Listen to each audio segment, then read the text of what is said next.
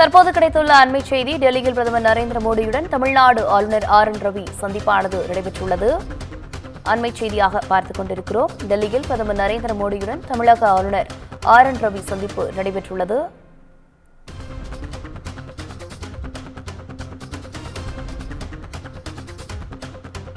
தொடர்ந்து அண்மை செய்தியாக பார்த்துக் கொண்டிருக்கிறோம். டெல்லியில் பிரதமர் நரேந்திர மோடியுடன் தமிழக ஆளுநர் RN ரவி சந்திப்பானது நடைபெற்றுள்ளது.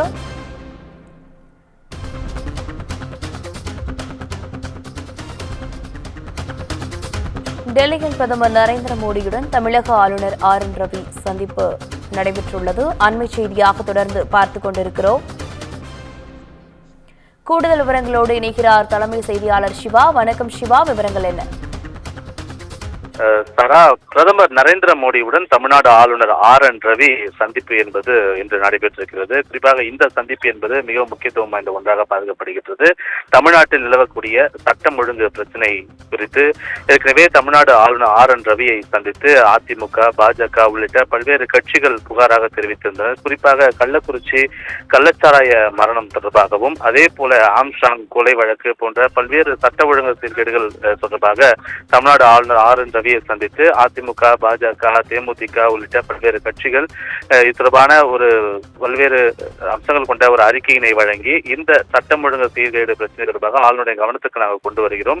எனவே தமிழ்நாடு அரசின் மீது உரிய நடவடிக்கை எடுக்க வேண்டும், இந்த விவகாரங்களை எல்லாம் CBIக்கு மாற்ற மத்திய அரசிடம் பரிந்துரைக்க வேண்டும் என்பன போன்ற பல்வேறு அம்சங்கள் அதில் இடம்பெற்றிருந்தன. இந்த நிலையில்தான் தமிழ்நாடு ஆளுநர் RN ரவி பிரதமர் நரேந்திர மோடியுடன் சந்தித்த போது இந்த சட்டம் ஒழுங்கு பிரச்சனை தொடர்பாக ஒரு நீண்ட நெடிய ஒரு அறிக்கை ஒன்றினை வழங்கியிருப்பதாக தற்போதைய தகவல் என்பது தெரிவிக்கிறது.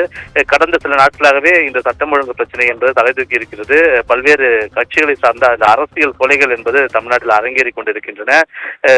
ஆளுநர் பிரதமரை சந்திக்கக்கூடிய நாளன்று கூட நாம் தமிழர் கட்சியினுடைய நிர்வாகி ஒருவர் வெட்டி படுகொலை செய்யப்பட்டிருக்கிறார். எனவே இது போன்ற சம்பவங்கள் தமிழ்நாட்டில் தொடர்ந்து நடைபெற்று வரக்கூடிய நிலையில இது தொடர்பாக மத்திய அரசினுடைய நேரடி கண்காணிப்பில் இருக்கக்கூடிய ஆளுநர் பிரதமர் நரேந்திர மோடியை சந்தித்து இது தொடர்பாக தங்களுடைய அறிக்கையை வழங்கியிருப்பதாகவும், தொடர்ந்து அவர் உள்துறை அமைச்சர் அமித்ஷாவை சந்திக்க இருப்பதாகவும் தகவல்கள் வெளியாகி இருக்கின்றன.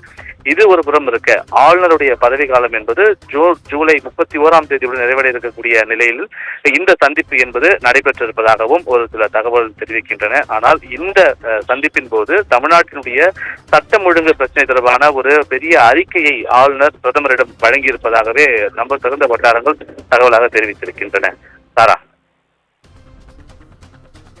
விவரங்களுக்கு நன்றி சிவா.